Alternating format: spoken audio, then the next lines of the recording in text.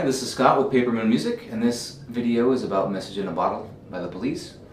In this song we've got four main sections that just keep repeating, so we can fit it all onto one page, which you can download from the website. Easy to read on one page. The first section is the hardest. That's the verse and the intro, so let's get right into that. What makes it hard is a stretch, but also the speed that you hear it on the original recording. They're playing pretty fast, but if we take it slowly, it shouldn't be too hard. Okay. So put your first finger on the 4th fret of the 5th string. That's a C sharp note. And we're going to play a power chord. And for those of you who don't know, power chord is usually going to play first finger on a bass string, the 6th, 5th, or 4th string, then go to the next string towards the floor, but skip a fret. Right? So if I'm on the 4th fret of the 5th string, I'm going to play the 6th fret of the next string towards the floor. That's the 4th string. So together it sounds like this. And this is a movable chord. We're going to see that later in this song and the other sections. But the intro to the song is actually what we can call stacked fifths. It's a power chord on top of a power chord. So we're playing the 4th fret on the 5th string, then the 6th fret of the next string, and then the 8th fret of the next one. If it's hard to stretch with your pinky, you might try using your middle finger. That's how I do it. And Andy Summers, guitarist for the Police, plays it this way. I've seen him play it this way. But sometimes he'll play it with his ring finger on that middle string. It's up to you, whatever feels good. I think that using your middle finger can open up your pinky, or can help you stretch your pinky more. Okay. So first you just start out with this shape, and we're just going to move this shape around to other strings and frets. If you can do this stretch, then you can play this riff, because when you actually play the riff, which goes like this, we never really have to have all those fingers down at once. It sounds like he's doing that. He's not really doing that. So when we play the first finger here, then the second finger, by the time your pinky comes down, we're going to relax that index finger, because it's got to get ready anyway to go to the next part.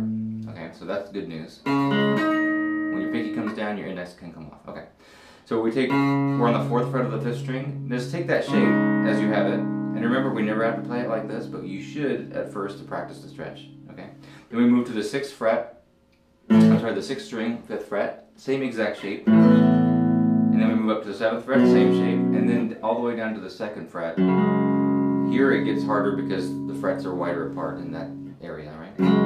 So we're going 4th fret, next string 5th fret, 7th fret, 2nd fret, and we just arpeggiate that chord. See, my pinky isn't down until the end. At the end of it, we have this little pinky slide, and that's in the tab, of course, on the website. A good picking pattern, I think, for this would be down, up, down, and that's it. Just repeat that. Down, up, down on the next chord. Down, up, down, down, up, down, down, up, down, and then slide. Down, up, down, down, up, down. That helps you accent those syncopated, those last 3 beginning notes are on the and. So 1 and 2 and. You can also do this with your fingers, of course. P-I-M. That's how Sting plays it when he plays it solo. Okay, so that's the first part. If you can do that, you can play all the other parts. Okay, so the second part is a 1-4-5 progression with power chords. This time the power chords are regular old power chords. We're going down here to A5 on the 5th fret of the 6th string, first finger. This time we can go back to using your ring finger on the next string, 7th fret. Play them together. Now you can also play, and this is the tab on the website, we have a 3-note power chord. You can play your pinky underneath this note. I'm also on the same fret as the ring finger. It's still the same chord because this is an octave of this root note. So you can play 3 notes or 2, whichever you like. So we're going A5 to D5, which is the 5th fret of the next string, and then up to the 7th fret, that's E5. Okay, and we're going to do all downstrokes this time. 1, 2, 3, and 4, and 1, and 2, and. Make sure you switch on the and right there. 1, 2, 3, 4, 1, and 2, and. That's very much like Blitzkrieg Bop by the Ramones. Similar thing, and you hear that in quite a few songs. That happens 3 times. No, 2 times. Repeat that.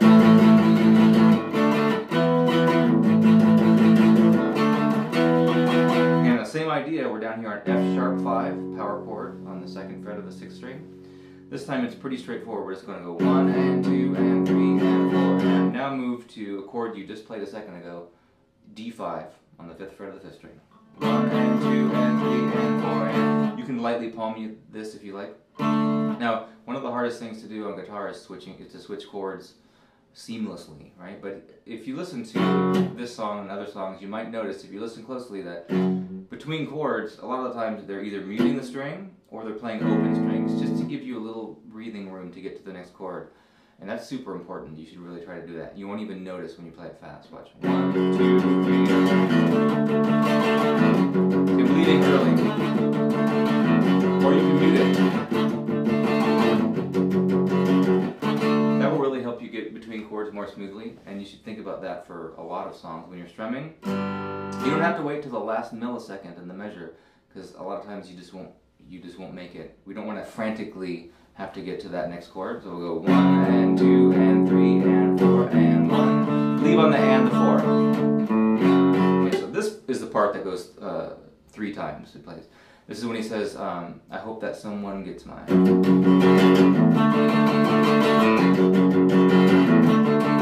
One more time. Okay, now we're on the last part where he actually says message in a bottle. You can take this chord, move it down to your left 1 fret. This is C sharp 5 now, but turn it into a bar chord, C sharp minor 7. Right, got rid of the pinky. Frets 4, 5, 4, 6, and 5 again. Okay. We're going to go from here. There's different ways that you can play the A chord in this chorus, but we're going to go like this. Take your ring finger, slide it up 1 fret as a guide, and then put your middle finger on the 6th fret of the 3rd string, and play all the strings except the 6th string. So this is going to happen 4 times. As the song repeats later on, this is the chorus. They'll play this more times, but it's easy when you just listen to it. 2, 3, 4, whole notes. 2, 3, 4, C sharp minor 7, and then A major add 9 is the name of that one. 2, 3, 4, 2, 3, 4. Right. The very last chord is kind of a chord that we played earlier. We played F sharp 5 on the 2nd fret. We'll just bar it and play all the strings now, and that turns into F sharp minor, and that lasts for 2 measures. Right, so the chorus is going to go C sharp minor 7 to A 4 times, and then down to F sharp minor for 2 measures. 1, 2, 3, 4, 2 times. And then we're back to the beginning. That's really the whole thing, just repeat it over and over. So like I said, the recording is pretty fast. It's hard as a beginner or right off the bat to play as fast as they're playing. Good thing to do would be to go through this whole song just with your index finger, because that's totally doable, and that's a great way to kind of map out the whole song in your mind. So what would happen there would be your first finger on the 4th fret. Instead of playing this, let's just go. Just use your index where your index is going to be playing. That way you can see where everything's going to happen and follow along to the recording. Next part.